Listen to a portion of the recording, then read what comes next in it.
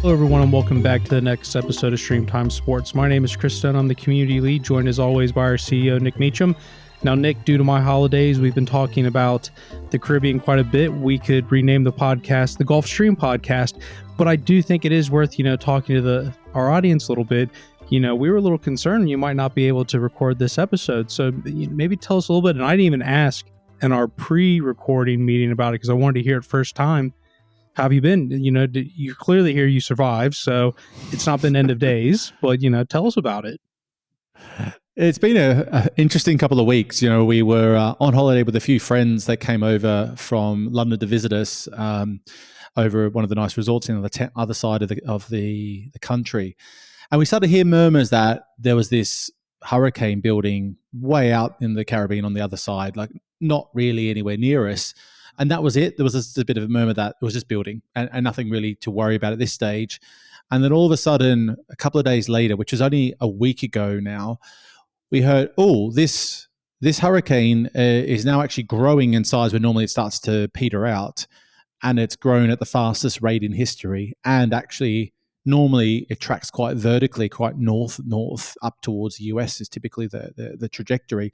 This has gone right across and it's taking a completely different path. But, okay, that sounds like a bit of a problem. Not really knowing what to expect from that. And the more we talked to locals, the more we understood that this doesn't happen very often. That there is a hurricane season to be aware of, and it's a good 5-6 months of the year is when they're likely to happen.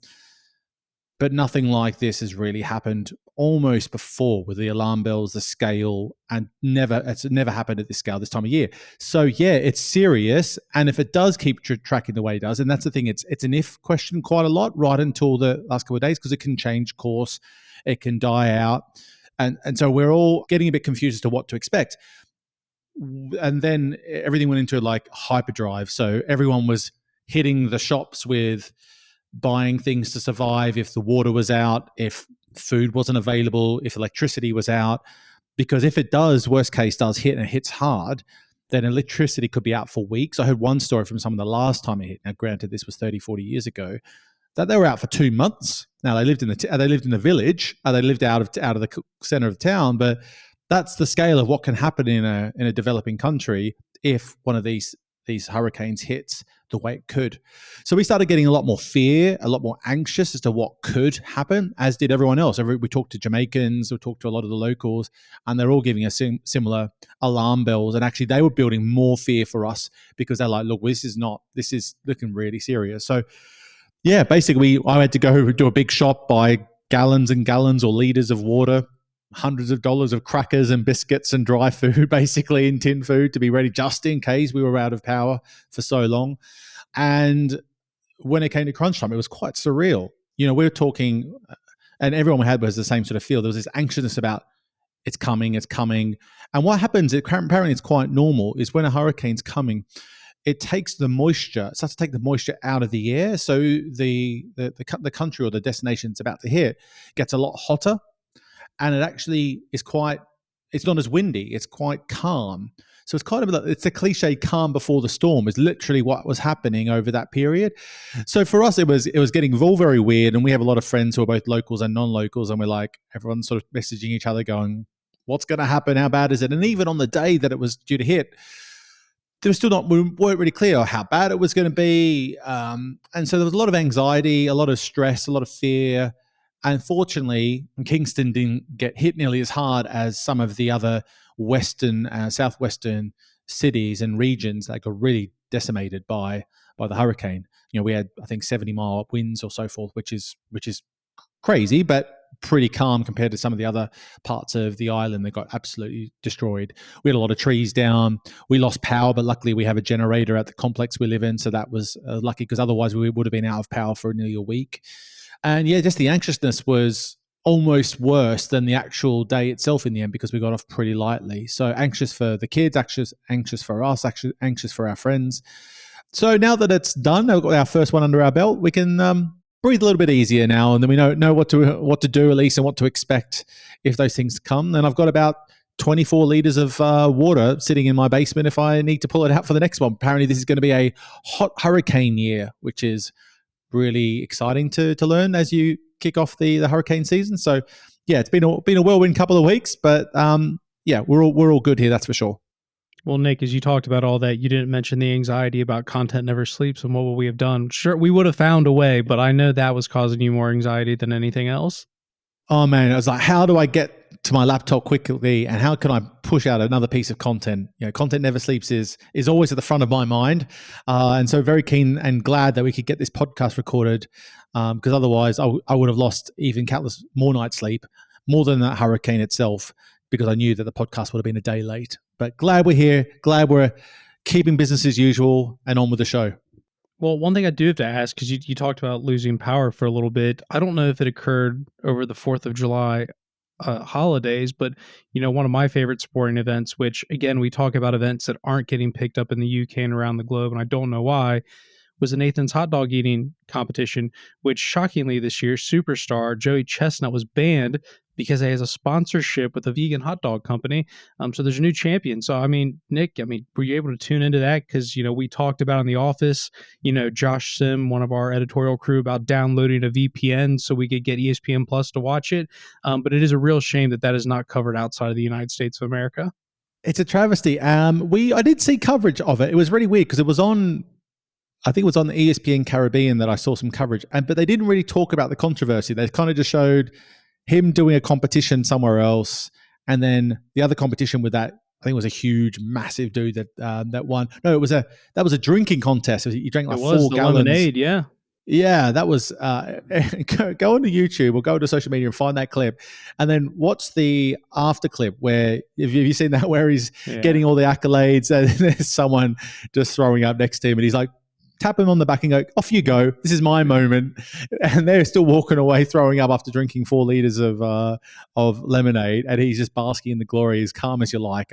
Maybe that's quite common. I'm sure it's quite common in these sort of eating contests. But no, it definitely wasn't the same. But those contests just baffle me. I can't imagine what they're putting their bodies through. But wasn't it that he's just not the winner? What was his name? Joey basically was just saying that you just got to keep eating. That's the training. Is you just got to keep eating and keep eating, and that's the training you got to do to make sure you can stomach it as well as possible. I don't want to tell you how many documentaries I've watched on it. Not actually that many, but Kobayashi, who supposedly Joey's going to have a spinoff with on Netflix, talked about exclusively for training. They just eat lettuce. And the reason they just eat lettuce is because it's almost entirely water. So as you eat it, it actually expands your stomach. So in terms of training, lettuce is the best thing to eat, which obviously sounds wild because you think of these people as being gluttonous. And I'm sure you can still be gluttonous by eating just lettuce, but apparently that's like one of their go-to training things because of its water composition. That is a fascinating. I never would have thought that, given what the bread and grease that they're typically eating in these competitions. I thought it might be celery because isn't the saying that the celery you burn more calories than you consume when you eat? Yeah. So I thought maybe that was the case. They relentlessly and endlessly eat celery all day long, all night long, just to keep themselves in shape. But because sometimes you see some of these guys and they're huge, and others are like they look like skin and bones. They must be running marathons between each course to keep all those calories off. So that's a competition and a half. I mean, that's the thing. Those things that are happening every week, you wouldn't watch them. But those events, like we talked about last week, right? Those events, moments. Once a year, you're going to tune into something like that. It's just a sight to behold in good ways and in bad. Absolutely. I couldn't let it go by without mentioning it before jumping into the real content today, which will go from one major competition, that takes place once a year, and the Nathan's hot dog eating competition, to a 4-year event in primarily the World Cup and the, body that organizes that being FIFA. Now, back in April 2022, FIFA launched FIFA Plus, which was a free ad-supported streaming service. You could be accessed on the web, on your mobile devices. They eventually set up 5 different fast channels. They've got smart TV apps on all the relatively well-knowns, your Rakutens, your Samsungs, your LGs, your Rokus. And they were really ambitious, Nick. They wanted something to like 40,000 live matches a year. That included 11,000 women's matches. They were looking for some pretty tasty size numbers in terms of what they were looking to do with monthly users. They were going to put on all sorts of archival content, I think dating back to the World Cup in the 1950s. They were going to keep adding videos to that. They were going to do, localized talk shows. They had different original content with Ronaldinho. And it was this really big push to have this streaming digital platform. And it also worked out timing wise because they had the two World Cups coming up with the Men's World Cup and the Women's World Cup. And I think one of the other things that's really interesting, because I do think it feeds into this, although it's a slightly different note, was within a month of that, they also ended their relationship with EA Sports and the famous FIFA video game where they had a relationship for 3 decades. And basically, President Gianni Infantino basically said, FIFA Plus is going to be the home of the best digital experience in sports when it comes to soccer. And that included the video content, it included the video gaming, everything that took place. This FIFA Plus platform was going to be the greatest thing since sliced bread. So they were very, very bold and ambitious about it. Now, we've got some recent news saying, they're looking for a further $2 billion in investment. And we'll get into that a little bit later because that's really the news that came up. But Nick, in terms of the FIFA Plus platform that they were building, looking back at it, what was the real reason for going out and doing something like this? Because they're obviously getting lots of broadcast money for their events, but what was the need to go out and create this streaming platform, this direct-to-consumer platform? Well, one of the main reasons I had to go out and make this was that all the matches that happened under the FIFA banner, all the qualifying matches, actually were largely unavailable. You think about there's 200 national associations or whatever the number is these days that they count within the FIFA family. A lot of those matches just aren't available or made available because there's no means to do it. There's some very small markets that they don't have, if they would be too small to even bother having a local broadcasting deal, let alone make it available internationally. So there was a lot of content just not being made available to audiences internationally. And then you think there's different plays there of, say, expat communities who maybe don't live in markets. So, for example, in my own experience, even just this past week in watching the Euros, I had to work my tail off to try and find access to the England-Switzerland game because it was normally most of those matches were being played on the local free-to-air provider or the local, I think it's a local free-to-air provider, or on the OTT service that's out here for soccer. But I couldn't get access to it. I tried. I couldn't even find a way onto it. So the only way you could get it is basically via a VPN if you wanted to get online through BBC. So, but that's an example of like, okay, that's a quote unquote expat living in another country, want to watch. And my nation, I put mine in inverted commas, but I wear the English badge proudly. Especially with my son who wears it. He was very, very keen to watch the match. I was going to say, I'll interject real quickly, Nick. At one point on Saturday when they were playing Switzerland, I said the word "us" in reference to England, and I think that's the first time I've ever done that in the 9 years since I moved back, and I instantly felt dirty. So I get what you're saying when you said you used it in quotations because I don't, but I root for England. But that was the first time I ever said like we or us. And I caught myself and I was like, whoa, I don't know. It just happened here. Well, I have to watch myself actually because one time I was, there's obviously this quintessential competition rivalry between Australia and England in a lot of sporting contests. And so when I was trying to explain to my son why I root for other teams against England sometimes, that got really sad. So now I'm trying to be a little bit more positive, on the positive side of supporting England when I can, and be very clear about my intent versus doing it reticently. But anyway, my point is that that's a great example of, it doesn't have to be even an expat, right? It could just be, I want to watch some of the qualifying matches. There's a burning interest for some reason to watch a game. And that was just not made available. So what FIFA had to do in that instance is they said, well, all this content has to be available somewhere for people to watch. We need a resource to make it available. And what better way to do it than have a global platform for all of that to be housed in? What had to go and happen was FIFA then had to basically do contracts, like basically stop various forms of like rights deals with a lot of the home nations to make that content available internationally, because you still have to have a contract in place. You can't just take those rights without some sort of contractual obligation. So that was like the core reason why this platform needed to exist. The second one is obviously a new potential revenue stream, a new engagement tool to get people more connected with football 365, for FIFA from the business perspective to have more of a platform to engage audiences and understand more of its consumer base, which can better help service their sponsorship deals that they have, which are huge global partnerships, and be more visible and available 365 between those major events, which we've talked about a little bit about the Olympic channel, trying to do the same.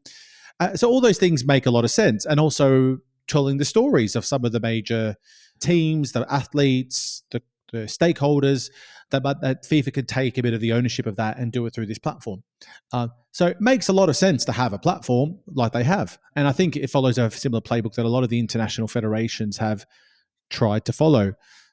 The difference is a simple one. And the difference is that FIFA then put a huge, exorbitant revenue target and eyeballs target alongside that approach, yet weren't hosting almost any premium content on the platform.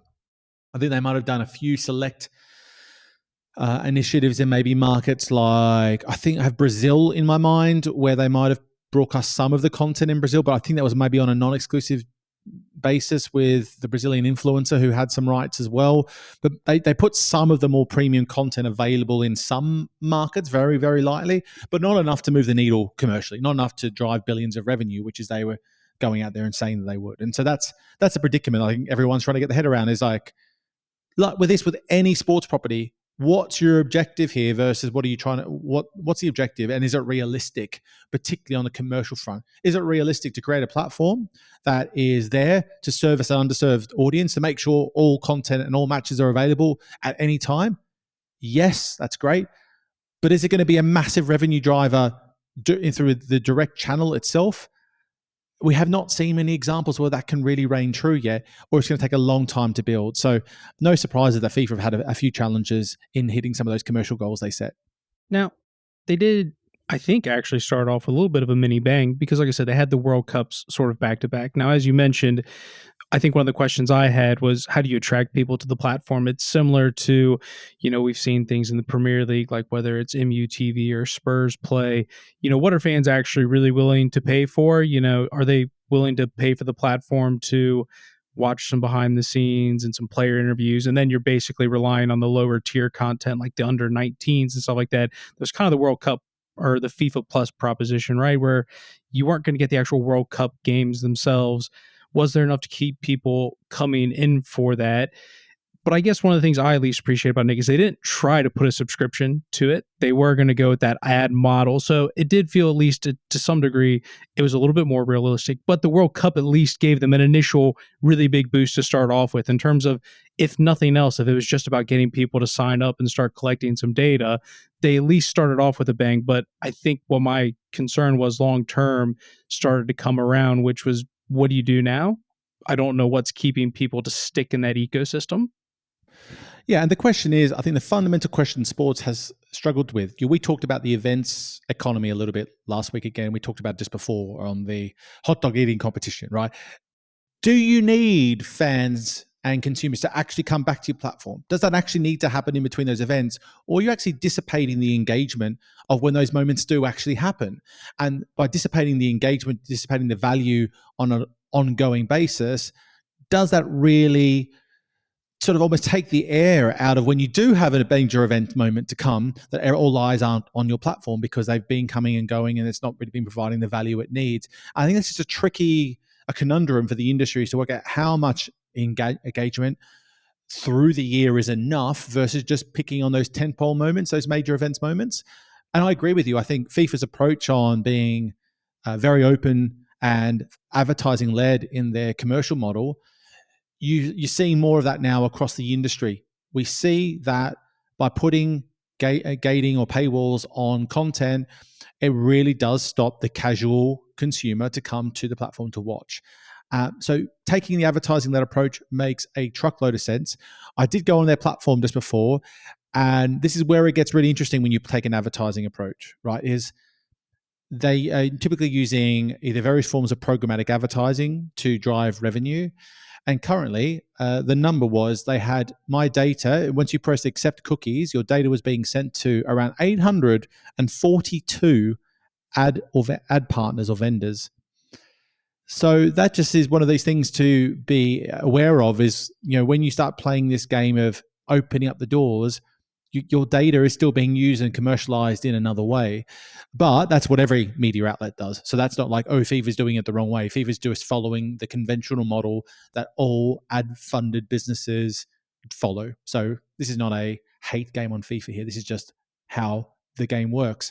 But yeah, I think the advertising model is the right approach still. It brings down the barriers. But again, the objective, can they drive enough meaningful revenue out of this space? Well, we're still not seeing enough meaningful investment in, let's face it, a more niche service from major ad buyers than you would in other places. I've not heard or seen any revenue numbers published with regards to FIFA Plus, and I don't think you will. And that's one of the reasons they've probably come out and said they want to get more investment into this platform, because the numbers aren't shaping up the way they somehow expected them to shape up.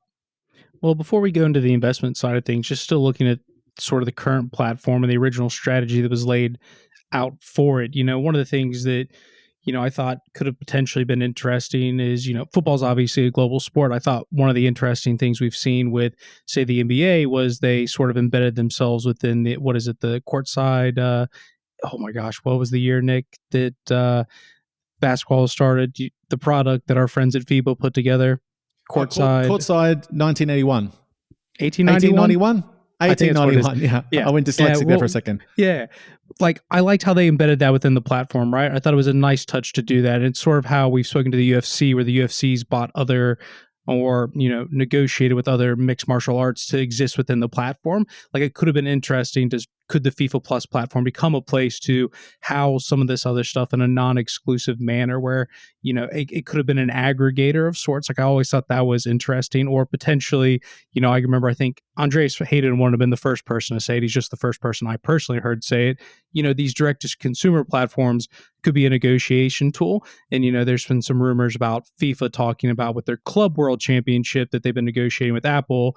And they've sort of said, if we don't get the offer we want, we'll just host it on our FIFA Plus platform. Now, whether that would end up making more money through eyeballs and advertisement than it would selling with a broadcaster, there's that side of it as well. So, do you think any of that is still possible, or, that has any merit to it, or those sorts of things we just kind of say to be a bit, optimistic? Well, I think we often in the industry have been to one or the other. You either do a hard paywall model, you sell all your rights, or you make it all free. And I do think you can definitely take a blended approach, whether it's they look at market by market, what do they need to look at market by market, or just have, okay, certain games, local games will be available live in those markets and everything else is available through FIFA, and try and have a more expansive and more obvious and clear offering for consumers to understand. You go to FIFA Plus if you want to watch X. You want to watch matches of interest that are not your country playing in. Okay, they're available here. Can they drive the revenue to make it worthwhile? Well, that is still the question we've had in a couple of pods recently. It's coming up all the time now, is the role of advertising in this industry. And the premiums are still very difficult to manage, as to, you're still seeing a lot of the industry having to do independent advertising deals rather than just relying on a proper programmatic advertising service to drive enough value. But it's getting better and better and better. And so sometimes you can manage advertising yourself. That was the case of when we had Transmit on the podcast a few weeks back, which seemed to pique a lot of people's interest, is you have it available to manage yourself if you want to, but you can also use external tools to help you sell those assets as well. And I think you're just going to see more of this continue to develop, where in the same way in social media, advertisers to begin with just started spending a lot of money on retargeting and remarketing through social channels on like lookalike audiences. Then you saw influencer marketing become more and more prevalent and more interesting, because it started targeting micro communities that were relevant to their audiences with higher engagement. And I think there's something similar happening here with what sports can play in terms of providing something of more value to a targeted audience set, with live being a hyper engaged product versus non-live. So like your YouTube content, the social media channels that don't have the same connectivity, the same attention that non-live has. Right? Live is still the pinnacle there. So Yeah, I do like their approach, and I think the advertising way is the way to go. But it's still a lot further from maturity than I think FIFA or anyone else wants in this industry to see. Like, okay, if you are serving thousands of concurrents on here, you're going to monetize that proportionately to what audience you are serving there, based on the amount of eyeballs, the amount of watch time you're creating. It's still very under mature, that whole marketplace right now.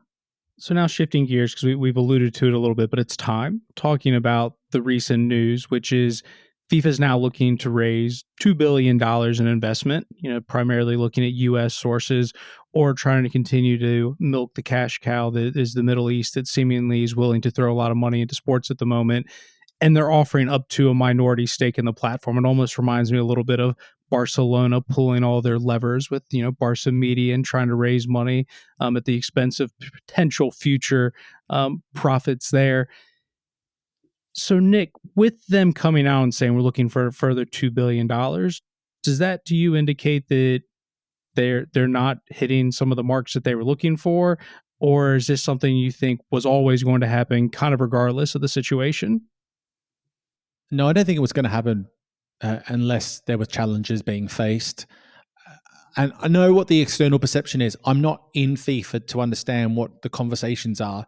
From outside in, what it looks like and constantly looks like, there's a bit of naivety as to what some of these numbers are actually able to do. We talked about it last week with regards to the Women's World Cup and how Gianni Infantino was coming out and saying that he thought it was worth X and no one's bidding for it. Well, that's the state of media rights, is your rights are only worth as much as the value that people are willing to pay for them. And in this instance, telling people that they should pay more just because isn't really strong enough. And I think here saying this platform is going to generate X amount of revenue, and those contracts I mentioned before, from what I understood, the ones that with all the different national associations, part of the carrot there for them to sort of hand over those rights is that they will start getting revenue share once revenue starts being created through advertising. So there's an incentive of giving off those rights. They weren't making money anyway, to start handing off more non-key rights to FIFA, so you might be able to generate more revenue from this advertising machine that they're hoping to create. So no, it's not surprising that it hasn't potentially worked, or that it's the reason they are now looking for extra investment. And when we hear FIFA talk about numbers in public, they typically only talk in the billions. They never talk about anything in between. So the only way a couple of billion is going to be worthwhile putting into this platform after it's been built, and everything I hear and see is a platform is a really solid product. There's been a good team who have built this product and proposition and approach. It is well regarded, well respected as a proposition and a product itself. But to try and generate 2 billion, the only things logically that I can think of why you would do that are, one is they want to take a leap of faith in having more premium rights on the platform and not selling them on. So maybe there's an underwriting of that and that cost to the FIFA organization and the FIFA money-making machine and how that money is going to be distributed. A part of it could be that they need to they believe they need to shift the product to a new tech stack already. I've not heard any rumors as to why that would be the case, but it could be, but that's not going to cost billions. Or it could be that they want to go all in on marketing and trying to sell the product more widely. But again, that doesn't make a lot of sense. Or it could be a bit of all three. But to just sell a portion of the assets to this, it's like with these other deals you've seen, you talked about before, or we've seen La Liga was selling a proportion of their media rights revenue to just get some cash now to spend on investment. FIFA doesn't need just some cash to spend.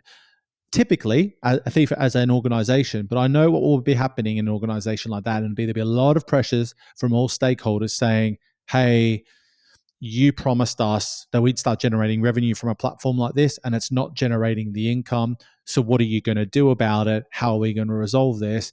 And this might be a way to go get that cash injection to justify the decision at the time that was made, and maybe make some further investments into marketing and driving more value and more return. But I'm never a fan of just selling. A sport's probably selling its not its soul, but it's like its commercial rights for a short period of time anyway, just for an immediate return. Particularly if they're already a money making machine like FIFA are. Normally, there's something politically involved, would be my guess.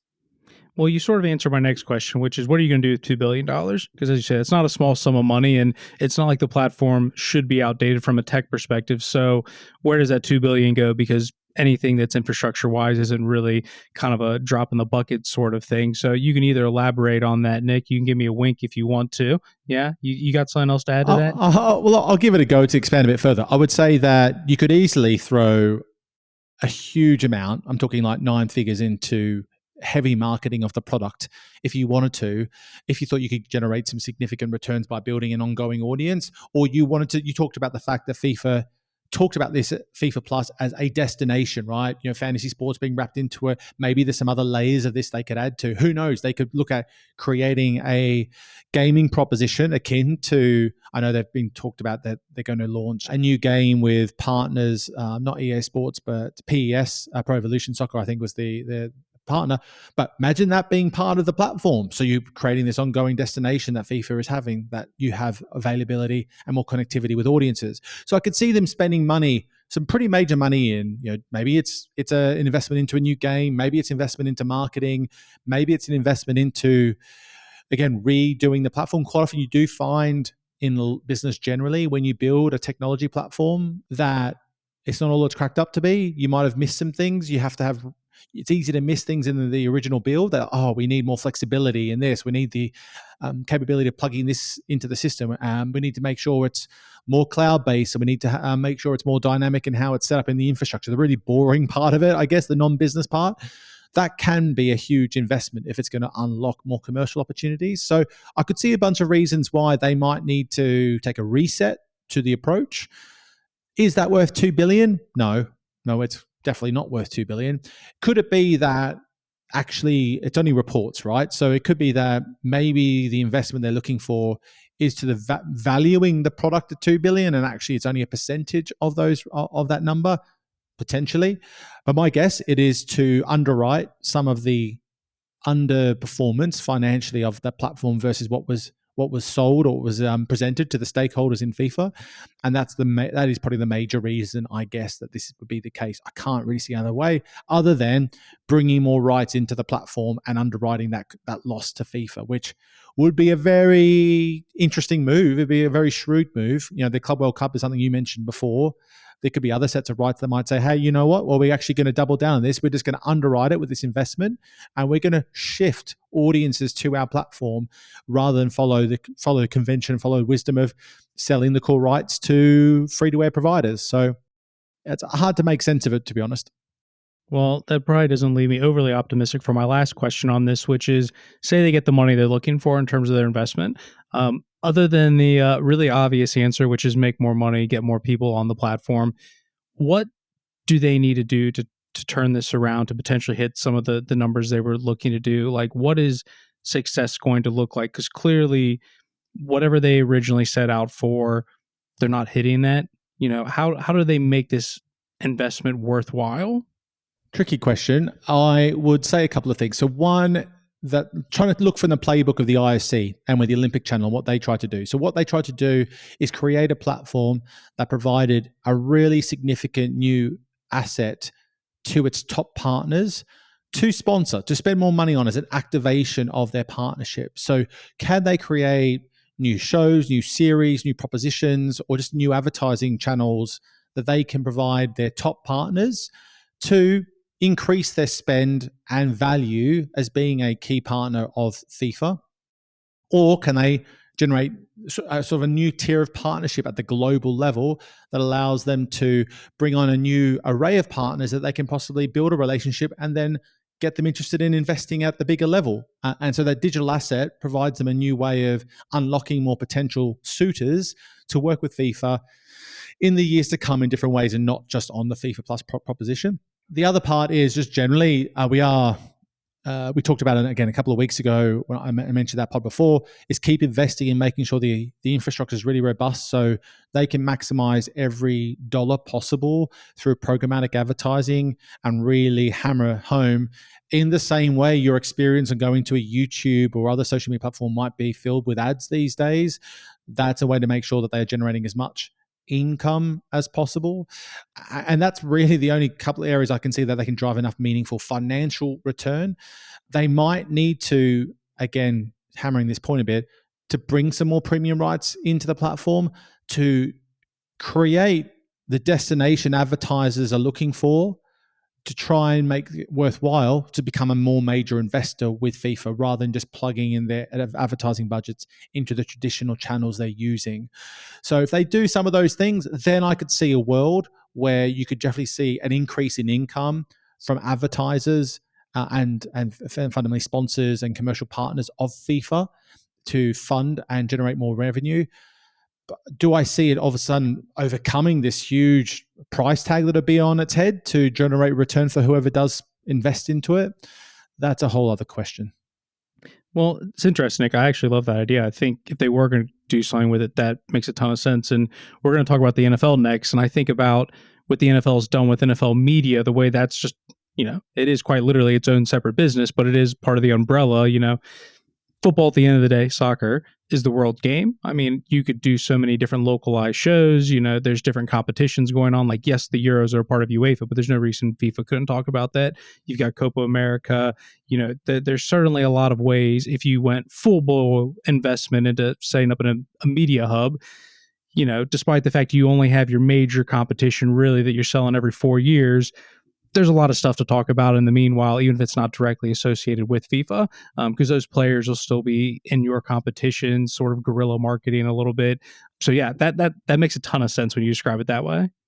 Yeah, look, and to lean on to what you've described there is think about the success of Box to Box and Drive to Survive and all those shows, but you've got a fully focused football machine. If this investment firm or opportunity was actually more about the content creation and less about the platform being commercialized and more of a full 360, this NFL media style approach, but for FIFA, and leaning into documentaries and content that would truly have global appeal, but also can have regional appeal. You could do content that is just targeted to the Australasian market and would be one of the highest consumed documentary series in the country when it's launched. If you did something around the road to when they made it back after 20, I think it was like 24 years out of the World Cup, they made it back. It was such a moment in Australian sporting history when that happened. I remember running around the streets crazily excited at about 6 a.m. after that happened, and that was something that just took the nation by storm. So there's these stories that you could really tell that are targeted to regions, to countries. If you have this really powerful storytelling machine in-house that is going to try and tell stories like a Box to Box would tell. And there's going to be a marketplace for that. You've got the athlete stories, the team stories, and they all do so well on these global platforms, but take it more regional. And there you've got something interesting where you can then monetize it, not only through your own channels, but then selling to all the major platforms out there and becoming a proper media machine. So I think the NFL media example is a great one. That's why the NFL started partnering up with, I think it's Skydance, if I remember correctly. And that's one of the reasons they wanted to becoming a more of a content machine to tell those stories. And I love the idea of FIFA trying to make that play. I haven't seen the reports that this is connected with that. But if that was, and it's about creating a proper standalone content engine that is going to transform the storytelling of football in the world, both regionally, domestically, and internationally, then now you've got something I think that is really compelling. You heard it here first. FIFA, hire us. We'll solve everything with that. Just give us a $2 billion budget and we'll make it work. Yeah, absolutely. Give me an extra few zeros on my current budget and I will make it work for you. No problem. Absolutely. So we teased it a little bit, but we'll finish up talking about the NFL. Now, one of the things that came out over the last week or so was the ongoing class action lawsuit. Nick, I don't know what's going on with my brain right now. It's still Monday, but the class action lawsuit, quite substantial. At the moment, they've been ordered to pay almost just under, I think it is bang on $4.7 billion in damages. 4.61 billion of that is going to residential subscribers, with 96 million for commercial establishments, your bars, your restaurants, and things like that. Now, this case, as far as I'm aware, was originally filed in 2015, was originally dismissed and then reinstated in 2017. So the fact that we're just getting, an initial answer in 2024 lets you know that this has been going on for quite some time. Now, what this goes with is the NFL Sunday Ticket. Now, this used to be exclusively held by DirecTV, going back as far as 1994. So we're looking at almost nearly a 30-year relationship before we know YouTube took it over and put it on YouTube TV. Now, part of the reason this is a bit of a controversy is they believe that there was some illegal anti-competition practices with the NFL basically working behind the scenes with DirecTV to keep prices inflated. There's also some issues with the fact that, for those that aren't aware, aren't American, DirecTV is a satellite provider. So in order to actually get NFL Sunday Ticket, if you had cable or something else, you would have to completely change your TV provider to get NFL Sunday Ticket. So this has gone through. Like I said, it's been something that's been brewing for nearly a decade now at this point. The NFL is going to appeal to get it overturned. And I actually read that if they lose, the fine could actually be tripled and go up to $12 billion. So I'd have to think the NFL is pretty confident that they're going to win this appeal, because like $4 billion is already just shy of $5 billion, is a pretty hefty fine, Nick. I wouldn't triple that to 15 billion if I wasn't really confident I was going to win it. But it is nonetheless, I think, just a really interesting story, because I don't think we've heard of at least any other major sports right losing a class action lawsuit of this scale as it relates to a media deal. No, I think it's absolutely unprecedented. I haven't seen enough of the findings to understand how they can come to such a significant decision. For me, I know there's regulations and laws in place in different markets, and particularly in US, where media contracts are as thick and as deep and as long as they could be anywhere in the world. But if my view is, if they want to sell the rights to someone, then why can't they sell it at those rights? And then it's up to the platform. If they want to sell it at a certain price that might be inflated, the risk is you might not get people buying it. They might turn away. There is a tipping point. I mean, it's a classic economics question. I remember studying economics at university, and they do this. They talk about elastic and inelastic demand, but at some point you can break the model if you've got something that a market truly needs. They normally use fuel or petrol, what used to be the example. But at some point, if prices get too high, eventually you'll go another direction, and eventually you'll find something else to entertain you other than the NFL in this instance. So for my view is that is in the hands of the beholder, of who it's just content. It's someone selling their rights to another player. Now, I know that's not as simple as that, but it is quite extraordinary to think that there's some limitations on it, to the extent that might cost an organization billions and billions of dollars. And I've always found the Sunday Ticket concept just a bit bizarre, particularly having to subscribe via satellite. It was always a bit confusing to me. But again, legacy has been like that for quite a long time, never really paid it a lot of attention. And now we flip it. We've gone full 180 now. And we've got YouTube and YouTube TV. Anyone can basically access it on any remote smart platform of its choice. It goes completely bucks against the trend of what DirecTV have been building for so long. So I don't really quite understand how we got here, how the decision was made.